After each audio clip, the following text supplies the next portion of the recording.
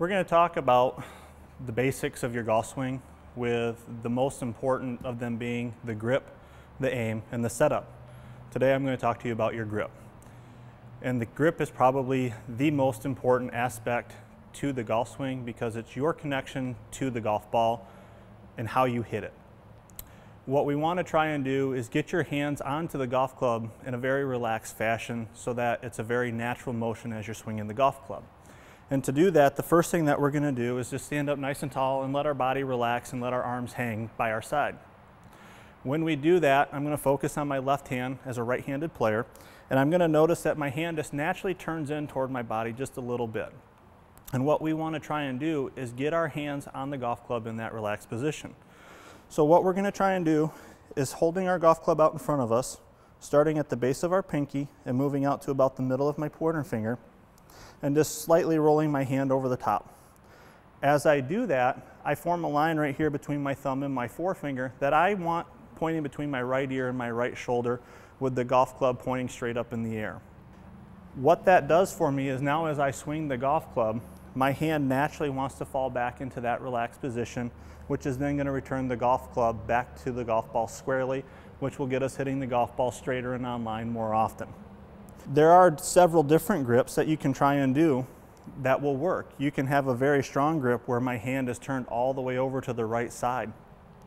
What I start to notice though is I start getting some tension in my forearm, and I can swing and hit the golf ball straight this way, but what you have to do is recreate all of that tension back in that forearm and those muscles to make sure that the club face returns square. It's very effective, but what it's hard to do is do it on a very consistent basis. Again, by getting our grip starting at the base of our pinky out to the middle of the pointer finger and just rolling our hand over, getting that line pointing up toward our right shoulder is going to be the most effective way. When we put the right hand on the grip, we just want to hold it down in the middle of all of the fingertips and just roll the hand up over the top. My thumb on my left hand is going to get covered up by the meat of the thumb on my right hand. And again, I'm going to have another line between my thumb and my forefinger that is also going to be pointing up to my right shoulder. And what that's going to do for me is now as I swing the golf club, my hands are going to be working together. If I was to have a grip, for example, that I have my left hand way underneath to the left side and my right hand way underneath to the right side, my hands are going to be fighting each other. And the dominant hand, which for most people being right-handed, your right hand is going to take over, and it's going to want to make the golf club roll over and turn over and hit the ball to the left as you're swinging. So we want to make sure that we're trying to get our hands working together in unison to make sure that we're hitting the ball on line all of the time. And then the last key to how hard you hold the club is the best advice I ever heard and have given is to imagine that the golf club is a tube of toothpaste, and you want to squeeze it just tight enough that you're not squeezing toothpaste out of the end of your golf grip.